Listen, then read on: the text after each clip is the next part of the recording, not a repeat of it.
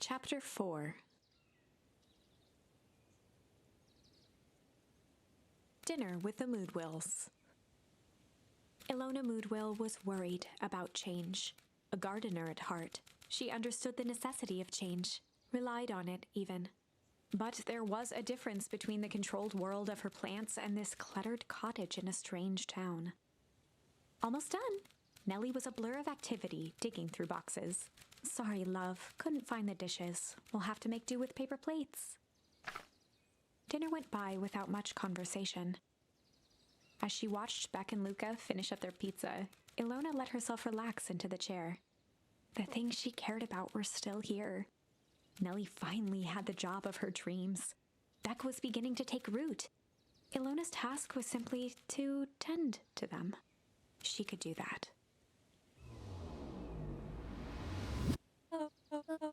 Oh, Luca, tell us a bit about yourself. Where do you live? Oh, I live with my grandma. Over on the other side of the river. Your grandma? Where are your parents at? Beck, manners. It's all right. My dad passed away in an accident at the fertilizer plant 6 years back. Oh dear. My mom's been missing for a few months now. Like, missing? Luca's eyes were fixed to his plate, pushing a chunk of pineapple around with his finger. Nellie was the one who eventually broke the silence. Luca, how did you like your pizza? Oh, it was good. Very good. Normally, we have put more effort into dinner. Ilona nervously gestured toward the boxes. We aren't fully settled in, and Beck had mentioned that it's your favorite. I'm sorry, are we just skipping the part where he said his mom was missing? Beck. I'm sorry, Luca, this move has us a little tired. Luca wiped his face with his sleeve. No, it's fine. So, Beck said that you moved here for work? Beck gave Luca a swift kick under the table. Ow! I mean, what brought you to Beacon Pines? Oh, you were right the first time. We're here for work. Nellie won't tell you this, but she's a brilliant chemist. I don't know about brilliant, but I do love it. She's brilliant. Perennial Harvest just made her the newest lead researcher of deep engineering. It makes it sound more impressive than it is. I'm just happy that I get to make a difference in the world. Perennial Harvest is at the forefront of evolving agriculture into something more useful than sparkling water and excrement on the ground. Luca glanced over to Beck. She seemed to be holding her breath. What Nellie means, Luca, is that there are different ways to grow plants. Yes, some people talk to their plants and hope for the best. And some people happily leave their jobs. And some people happily leave their job to allow a loved one to pursue their dream. You swore you didn't. Beck slammed her fist into the table, perhaps harder than she intended. Hey, Luca. How about some dessert? I actually have to meet my friend Rollo soon. Luca glanced outside to gauge the time. The sky was darker than he expected, filled with ominous clouds. Looks like there's a storm brewing. I should get going. Oh, I didn't think there was any rain in the almanac. Yeah, almanacs aren't that useful around here. Luca wiped his mouth one last time with his napkin and started to get up. Thank you all for the pizza. It really was good. See you at the festival, Beck.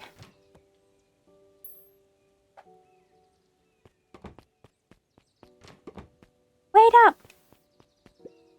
I'll walk you home. Surprised, Luca turned around. He knew Rollo could be prickly around new people. But Beck seemed cool. Rollo would warm up to her eventually.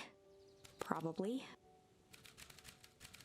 Luca began to respond, but the sky answered for him as the clouds above began to rumble.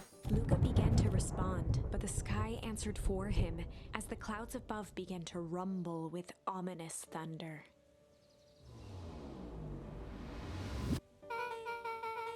You sure we can make it home before the storm kicks off? Luca surveyed the roiling clouds. I say the odds are good.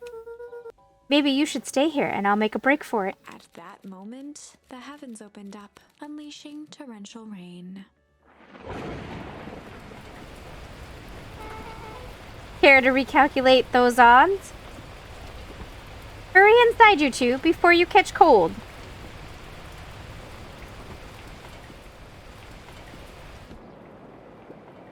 Luca, Nellie will keep trying to reach her gran on the phone. In the meantime, you two hold tight. Sorry, not much to do up here. Most of my stuff is still in the boxes. Mind if I poke around? Be my guest. Luca squinted into the eye hole of the microscope. This looks wild. What is it? Gum. Gum? Luca adjusted the slide with his fingers to get a better look. I'm tracking the structural integrity of gum with increasing amounts of chewing. Chewed that one for 47 days. Luca wiped his hand off on his sweater and gave a nervous laugh. Weird, I know. Beck looked down, timidly tapping the ladder with her feet. You think it's weird, don't you? A little. But weird can be cool.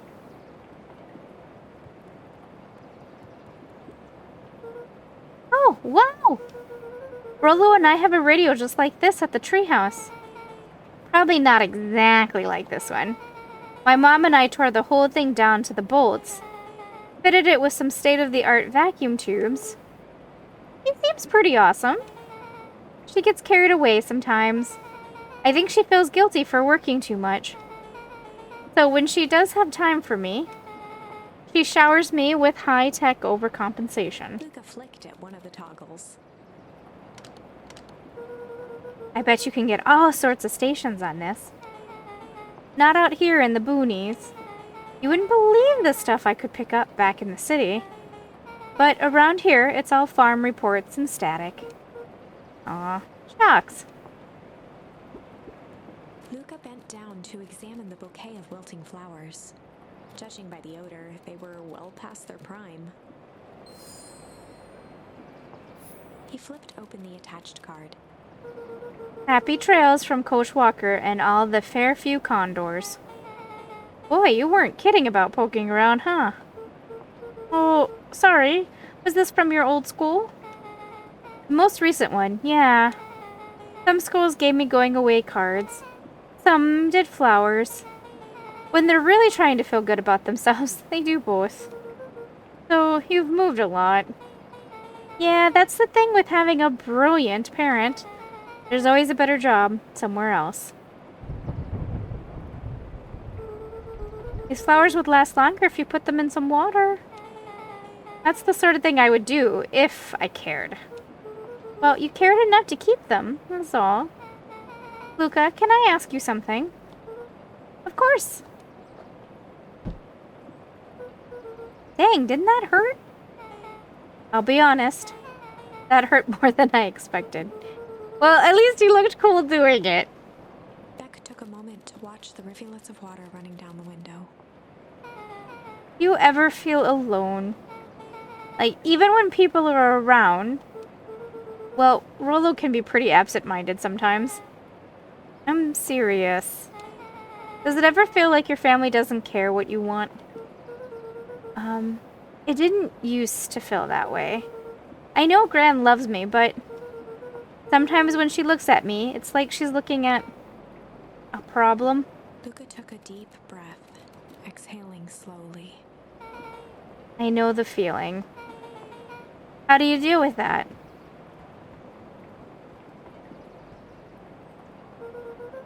I guess I haven't yet. But one thing my dad told me when I was little, don't hold a grudge, especially against yourself. If you try to hold it all in, you're gonna pop. So then what do? When you don't know what to do? Dad never got to that part. Something I figured out on my own, though. You gotta do something. Anything. Here. What are you doing? I don't know. Something. We're gonna register our complaints with the storm. Listen here, you miserable universe. Stop jerking me around. I just want things to go back the way they were. Everyone tells me it's gonna be alright. That things are gonna change. Luca let out a feral scream that echoed into the night. Every time something changes, everything gets worse. Screw this town. Whoa. Let me try. Moving sucks. I hate it. I hate that I hate it. Why can't I just deal with it and be happy for my mom? Why can't we just stay somewhere? Arr! Her voice dropped to a trembling whisper. I just want to be a normal kid. Beck brushed off her shirt and straightened up. There. Wow, I actually feel a little better. As abruptly as it began, the storm abated. Thanks. I needed that. Me too. I should head out before the rain starts up again. Sure, I'll walk you out. See you and Rolo at the festival? Sounds good.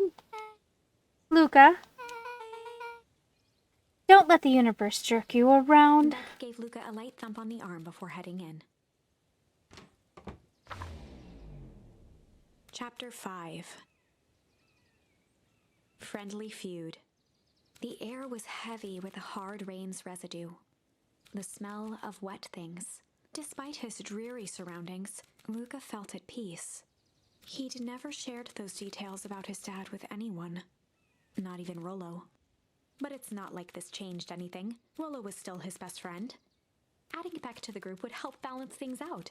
Everything's better in threes. This is what Luca told himself as he headed to the treehouse. I chat with Rolo at the treehouse.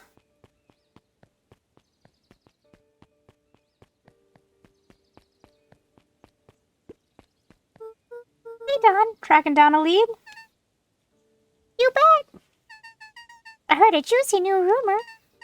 Turns out when Sharper Valentine died, he left behind a peculiar last will and testament. Peculiar how? He didn't just give his kids an inheritance. There were conditions. Like what? The document stipulated that the Harris had to take on a child as reward. A kid our age who just showed up to town one night with a lawyer. Solomon? Bingo! So Harris was forced to take care of him.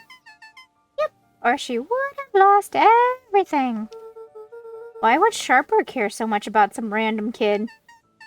Rumor has it, old Sharper sold some wild oats.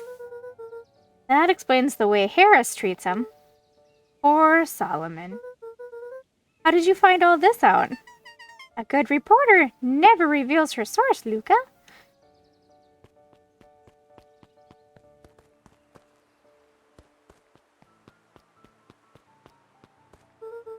I better not dilly-dally. Gotta get to the treehouse.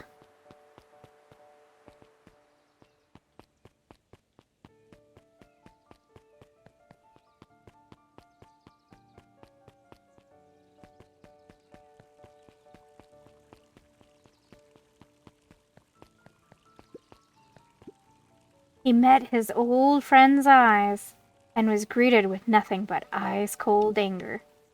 Heavens! There's no time for fractured friendships.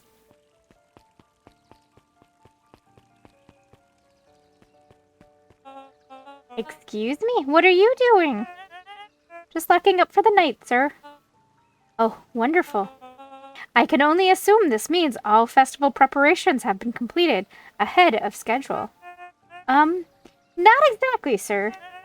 The storm set us back a bit, and it's getting late, so we all decided to... You all decided? Yes, sir. I was unaware that your job involved deciding things. We are all here at Perennial Harvest because we believe in creating a better future, yes? Yes, sir, very much, sir. Do you want to be the one to tell this town that we failed them? No. That we gave up because there was a little rainstorm and we all got sleepy. Of course not, sir. Good. Then it's decided. Yes, sir, we'll work till the task is done. See that you do. Our harvest awaits.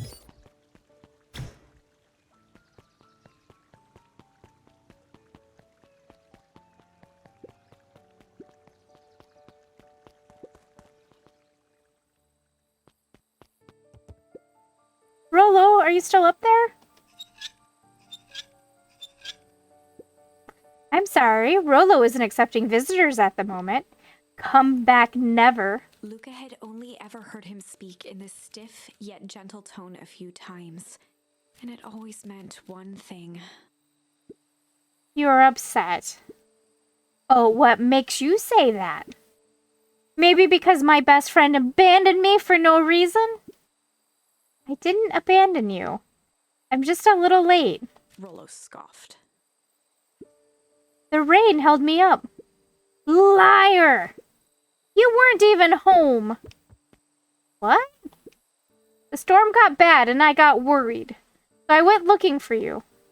Imagine my surprise when I made it to your house and you weren't there. Hadn't made it back yet.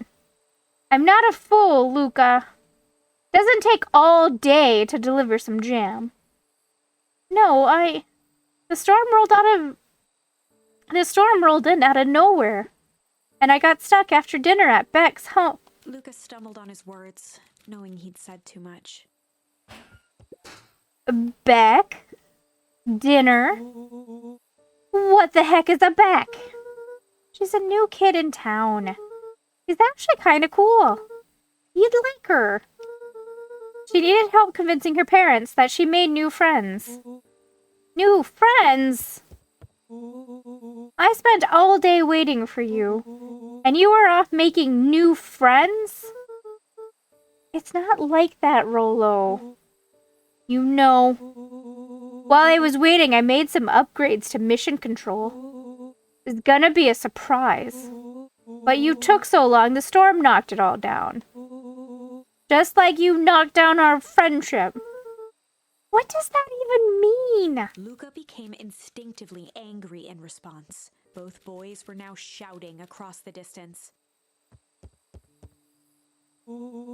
It means you're a bad friend. And you don't care about me. Of course I care, you ass. I knew I'd get in trouble waiting so late for you. But I kept my word. 'Cause that's what friends do. Oh, wow, what a noble sacrifice you made. Easy for you to say. Your Grand doesn't even care. You can stay out as long as you want. And you wouldn't even get in trouble. Seriously? You're acting like I chose this? If that's what you think, then maybe you're the bad friend. His tone changed to a calm, yet more intense anger. Maybe Pa is right. Storms bring more than water. This one brought out the real Luca. Not quoting your Pa's nonsense like it means anything.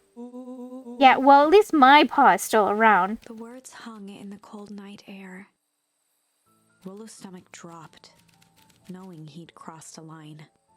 But it was too late. Luca, Good night, Rolo. Dang it.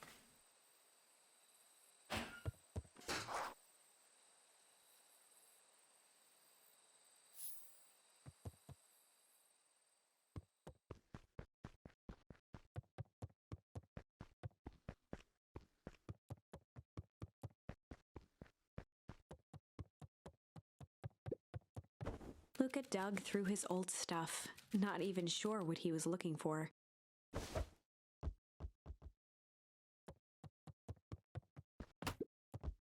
Rolo. What a jerk. Call me a bad friend. Oh, I'm Rolo. Look at me and my amazing family.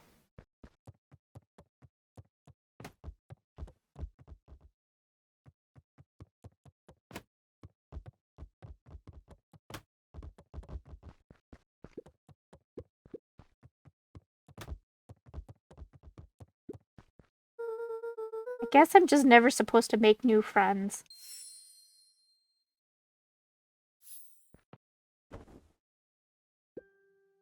Luca? Gran cooed gently from the hallway. You slept straight through breakfast. Luca, are you alright? I'm fine. Just don't feel like getting up yet. Okay, I'll leave this oatmeal by the door. I've got to run out and take care of some things. Okay. I'll be back later to check in. Sure. Luca just wanted to be alone. He waited to hear the sound of the front door closing.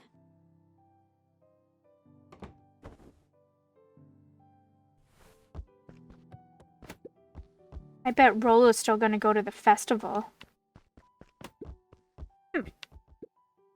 Gonna be miserable.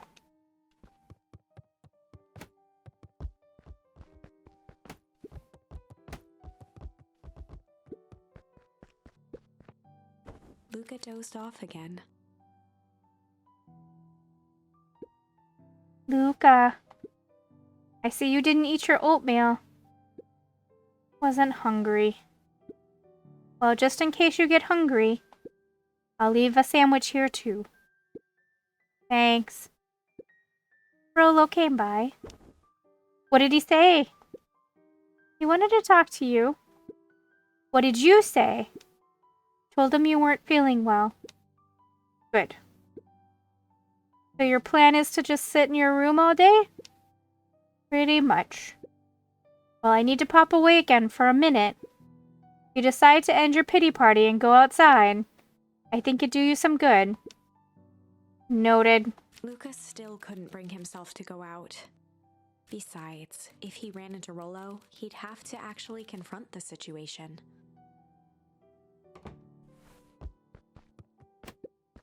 There's never anything interesting at the festival anyway.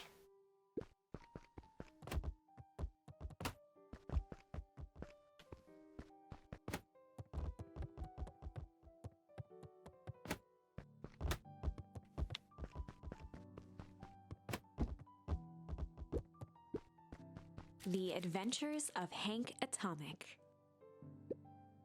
Complete first volume. Luca carefully opened the cover and began to read. Rolo had received it for his birthday. A special hardcover edition with behind-the-scenes commentary and bonus art. Rolo cherished it, but asked that Luca keep it at his house. Luca wasn't sure if it was because Rolo didn't trust himself with it, didn't trust his sister around it, or just wanted an excuse to come hang out at Luca's more often. Whatever the reason, Luca didn't mind. But it had stayed right there where Rolo had stashed it ever since. Now, at the foot of his bed, Luca lost himself in the pages. He'd read it all before, but at this moment, it somehow felt sentimental. He was well into issue number 5 when he heard soft footsteps from the hallway. Luca? Another little friend came to see you. A girl named Beck. She said you met yesterday? What did she say? Is she here? She was just dropping by. I told her you weren't taking visitors today. Oh. It seems nice. Yeah. You had a fight with Rolo, didn't you? Can I come in? Maybe later. Alright then. I'll leave dinner on the kitchen table. In case you want a bite before bedtime. Without realizing it, Luca had pouted away the entire afternoon. He once again felt the weight of it all and allowed his weary eyes to close. Luca stood in a vast black expanse. He looked up at his father standing beside him. Walt was working a straw at the bottom of a fountain glass, trying to collect the last bits of milkshake. Dad, where are we? Taking a final loud gurgling sip, his father peered up from the glass. He jangled the straw playfully with a warm smile, then lifted the empty glass as if to point into the darkness. The source. Luca's eyes followed his father's gesture. In an instant, he was sitting in front of a blazing campfire. Across from him sat a large figure in a yellow hazmat suit. The figure's voice was a scratchy echo. Well, if it isn't the man of the hour, make yourself comfortable. Luca held his shivering hands over the flame to warm himself. It doesn't work that way here. Their yellow-gloved hand pointed to the base of the flame. It's a cold flame, see? Luca peered at the base of the fire. It wasn't wood that was burning. It was Beacon Pines itself. Tiny buildings, freezing and crumbling as they were consumed by flame. Luca could see small shadows moving in the burning city. People. Luca leapt to his feet. We've got to help them! The figure gave a dismissive wave of their hand. Why waste energy helping people who can't even help themselves? The figure bent down to examine the panicked crowd as they desperately tried to stop the flames. They only care about what's right in front of them. Not like us. Luca's voice was a trembling whisper. Us? The figure slowly stood up, grabbing its helmet with both hands. With a jolt and a twist, the suit emitted a gasp. A cloud of torpid mist escaped, slowly revealing the face within. Luca's own face looked back at him. Older, worn, distant. The sensation was oddly familiar, as if he'd caught his own reflection by surprise in the mirror. The doppelganger smiled. I tried to help once. He gestured towards his face. And all it got me was this. Lucas staggered back. You aren't me. Luca felt a hand catch his shoulder. His father was there again, beside him. Every choice sets us on a path. This is the end of one of your paths, son. Luca watched his older self shake its head ruefully, its face twisting into a cruel grin. Welp, Dad, if you wanted him to see this, far be it from me to disappoint. Luca watched in shock as the figure took a confident step forward and plunged into the flames. In a flash of cold light, he was gone. What does all of this mean?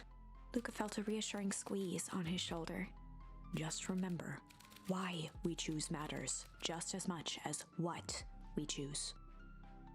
Luca woke up to see a hazy figure at the foot of his bed, silhouetted in the morning sun. Mom? No, dear. It's only Gran. Luca rubbed his eyes. The kind, concerned face of his gran came into focus. How are you feeling? Fine. Anything you want to talk about? I don't feel like talking. That's just as well. How about you sit there and listen a bit? Whatever you and Rolo fought about, it doesn't matter. Gran silenced Luca with a gentle pat on the leg. Fights between friends happen. What was said doesn't matter. The important thing is that it's not the last thing you ever say to each other. He said stuff about Dad. Well, do you think he meant it? No. He's just mad. And did you mean any of the things you said to him? No. Good. One must appreciate friends in their best moments and accept them in their worst. Now get your little butt out of bed. The festival's today. You don't want to miss that, do you? I guess not.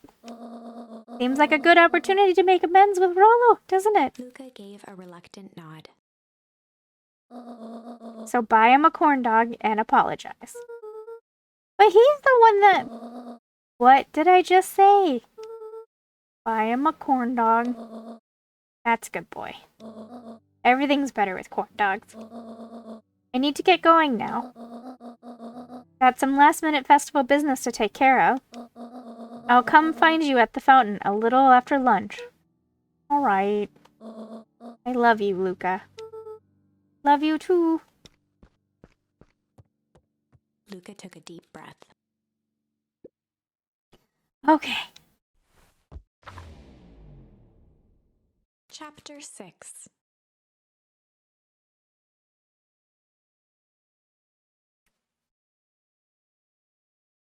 Through thick and thin. Despite Luca's bitterness, Gran was right. He needed to hash things out with Rollo. A big fight changes the nature of a friendship. Whether, in the end, it is for the better or for the worse, all comes down to understanding.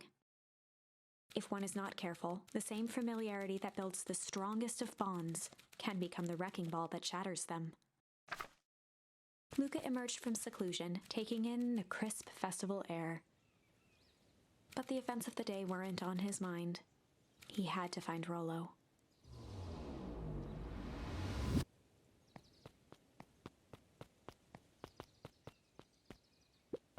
There you are. Luca. Rollo wanted me to tell you something. What is that? Roxy rolled her eyes, shaking her head. A space adventure, though you needn't buy it. If you be brave, go somewhere quiet. Roxy, I don't... It's a riddle, Luca. My goofy little brother wants you to find him. Luca looked down and kicked at the dirt. Look, I know you two had a fight. The only thing more annoying than my little brother is my little brother without his best friend. So I'm doing him this one favor. Now I need one favor from you. Whatever it is that went down between you two, squash it. A space adventure, though you needn't buy it. If you be brave, go somewhere quiet. The library.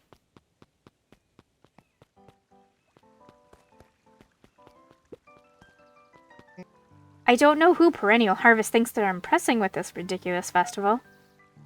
Totally. Town's still falling apart. The weather's still cruddy. And this season's harvest looks like it's going to be worse than last year's. You said it. The amount of corporate pandering is going to change any of that. Exactly. But the lemonade at the drink stand over there does look pretty tasty. I'm still gonna be mad at them. I'd just rather be mad while sipping some delicious lemonade is all. How goes the beetle hunt? Pretty rotten. I haven't seen so much as the next cuvee. And it's not just the beetles. This morning I couldn't find any critters at all. Like everything that buzzes or skitters just packed up and left. I'm sure they're out there somewhere. Maybe all the commotion of the festival just spooked them? Yeah, maybe that's it. Welcome to our festival! Don't forget to come back later for Mr. Kerr's speech. And the Perennial Harvest Festival sign reveal. You don't want to miss it. Unique New York. Unique New York. Huh? Oh, don't mind me. Just warming up for my big ceremony speech. Mr. Kerr pointed to his grinning mouth. Gotta limber up the old gab box. You nervous? Oh, heavens, no. Well, break a leg.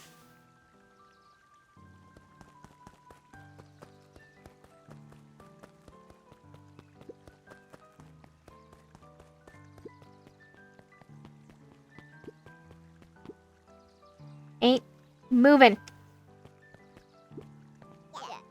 Ha ha ha, every single time. Whoop. Wait for it. Unexplained sound once again noted. Like clockwork. What a bunch of drones. Ah!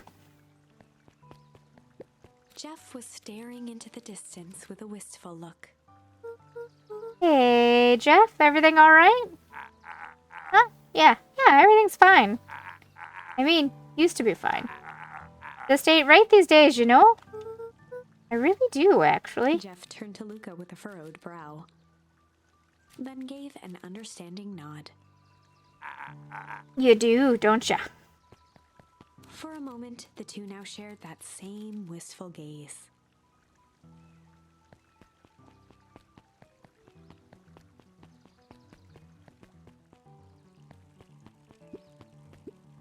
A most welcoming of welcomes. Would you like to share your thoughts? We always strive to improve. Nope. This many smiling faces since the fowl harvest. I had my doubts about perennial harvest. But I must admit, they do put on a nice party.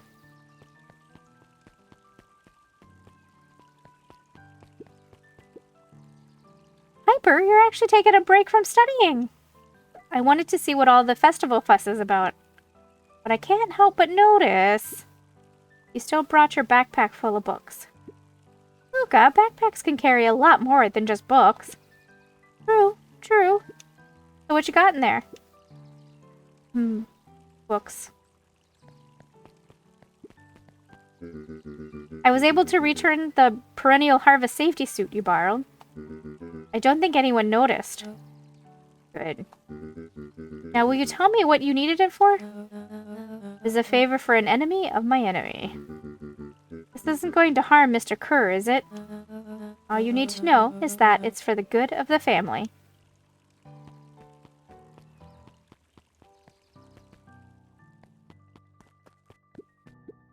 Luca, did you know that Beacon Pines is actually unincorporated? A lot of people don't know that. Yeah, well, I didn't know.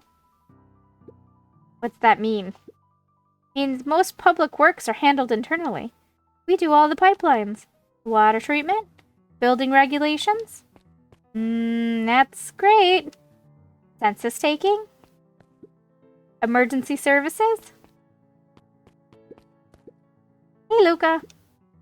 So, you're done at the library? Huh? Nothing. Griffin looked away suspiciously. Nothing at all. I called it. Said the library. Alright, I guess we better go there.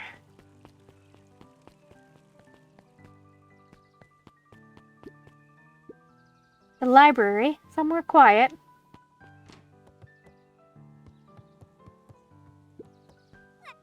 Hey, Luca. Kato's eyes lit with excitement. I've been expecting you. Bravo in deciphering the first riddle. The first. Oh, you didn't think that was all, did you? Rolo does go all out, doesn't he? Kato straightened up and cleared his throat as if preparing to sing. On planet Farpole, you may take issue. When the fifth king dies, you'll need a tissue. Kato stared at Luca eagerly. Get it? Want me to tell you? No, it's okay. Let me figure it out. Alright, when you find it, bring it here to be verified. And if you decide you want a hint, the offer still stands.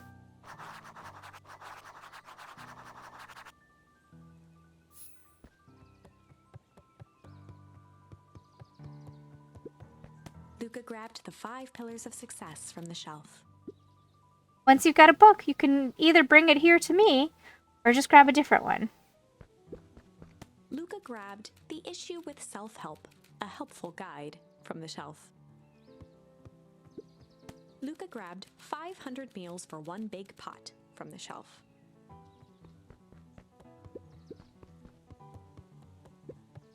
Luca grabbed Natural Photography, Volume 5, from the shelf. Luca grabbed The Modern Science of Atomic Radiation from the shelf.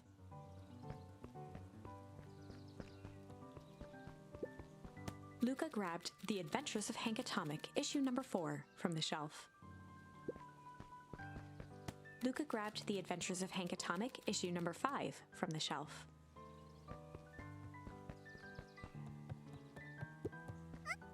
Oh, you found it! Kato removed his book from the desk and replaced it with Luca's, turning on the lamp. As he slid the book under the purple light, 2 words glowed. The Adventures of Hank Atomic, Issue 5. Luca clicked his tongue with recognition. Rollo's cipher pen. He used to write secret messages everywhere with that. And only I had the special flashlight needed to reveal it. But I lost it. Well, apparently he traded Jeff for this purple light bulb. Parted with his entire Halloween candy stash. Oh, Rollo. Now let's see here. Kato began flipping through the pages, stopping when he hit a glowing word. Get away with such a grift. He continued flipping. Only found in... Rub. Cart. Reaching the end of the book, Kato looked up. That's it? Grift in Grub Cart? Griffin. Griffin's Grub Cart. He wants me to go to Griffin's snack stand. Ah, Bryant. I guess you're off then? Good luck on the rest of the scavenger hunt. Thanks, Kato.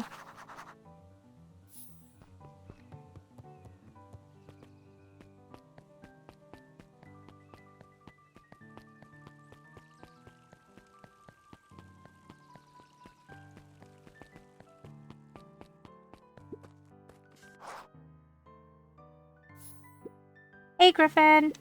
Did Rollo come? Before Luca could finish his sentence, Griffin handed him a corn dog. Oh, that's it? Bought and paid for. Enjoyed. I thought there was supposed to be a riddle or something. Luca shrugged, taking a sizable bite out of the corn dog. Ugh. It's cold. Oh, yeah, that's been sitting here for a while. Rollo wanted me to be sure to give you that one specifically. Well, that's just... Luca tongued at his cheeks, feeling something rough between his teeth. He reached into his mouth and pulled out a slip of paper.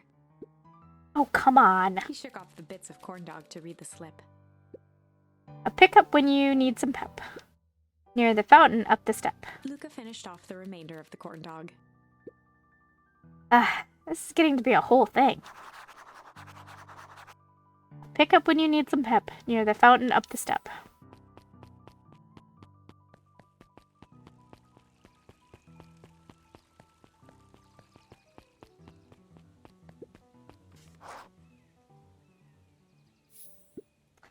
There you are, Luca.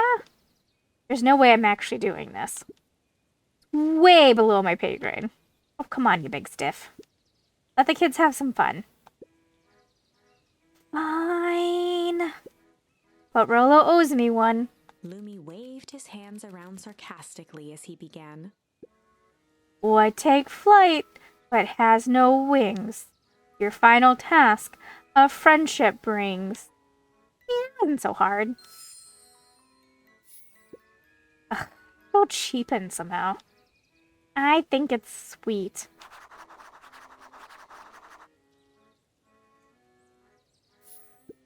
Good luck, Luca.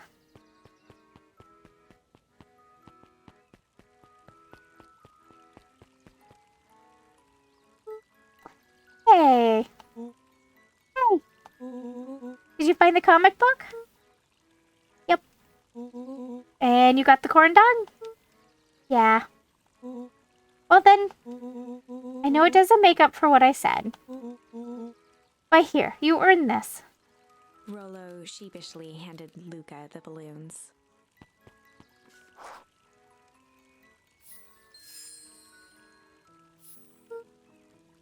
Thanks. You didn't have to go all this trouble. I'm sorry I got so mad. Dang it, you were supposed to let me apologize first. Oh. Sorry. Now you apologized twice before me. Let me do this. Luca, I'm really sorry. With everything that's happened with your mom and all, I always wanted to be there for you. Be a good friend, you know? And when you said you were hanging out with someone else, kind of freaked out. Rolo. Still my turn.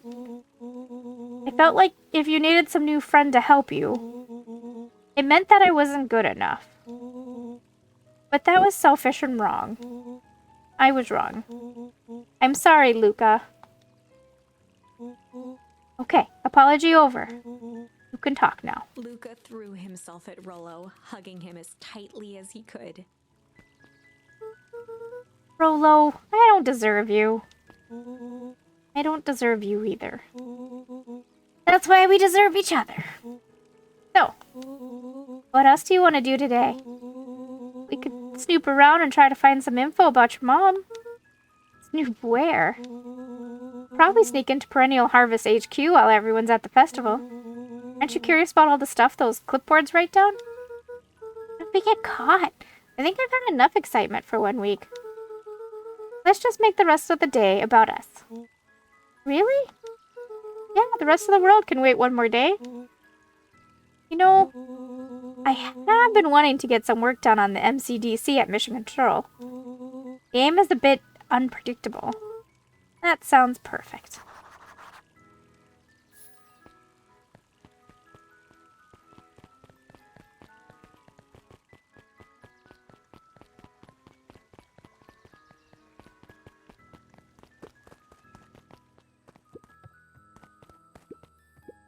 Did you hear?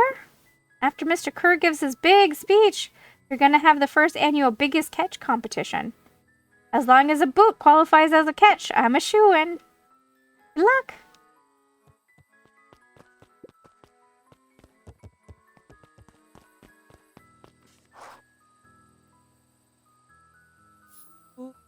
Oh, I almost forgot. I ran into your gran this morning. She asked me to give you this. Rollo handed Luca an unopened letter. I'll wait for you inside if you want to read it now. A letter? Luca, some things are going to happen that might be difficult for you to understand. If I am honest, I hardly understand them myself. But whatever happens, I need you to know that I love you. None of this is fair to you. You have already lost so much. We both have. I wish there was a simpler way forward. But if there is, I haven't thought of it. God knows I've tried. Everything I've done, I did for you. I hope someday you can accept that. Love, Gran. I love you too, Gran. Luca folded the paper into his pocket and headed up the ladder. What's up with the letter? Anything you want to talk about? Maybe later. Sure, whenever you want. You know, you really didn't have to go out of that trouble just to apologize. I know, but we've been looking forward to the festival for weeks.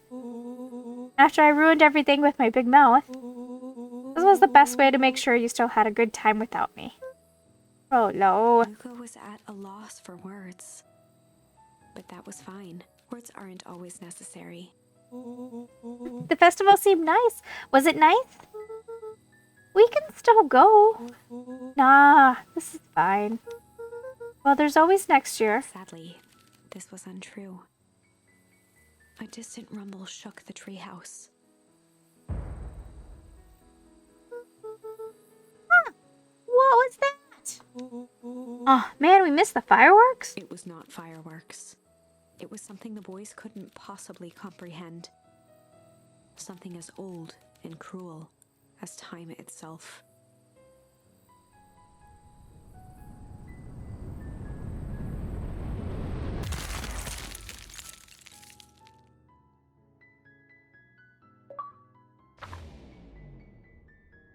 A shockwave of cold tore through the room.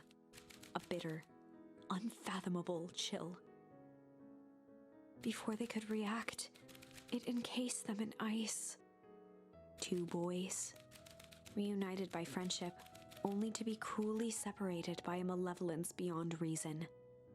And so, our story ends on this melancholy scene. In a silent treehouse turned statuary, in a town brought low by its secrets, sits a pair of friends, alone, together. for the rest of time. The end. No, that can't be the ending. It simply can't. I won't accept it, and I hope you won't either. There are more endings, more possibilities. I can feel it. We are just going to have to sort through them all until we find the one that fits.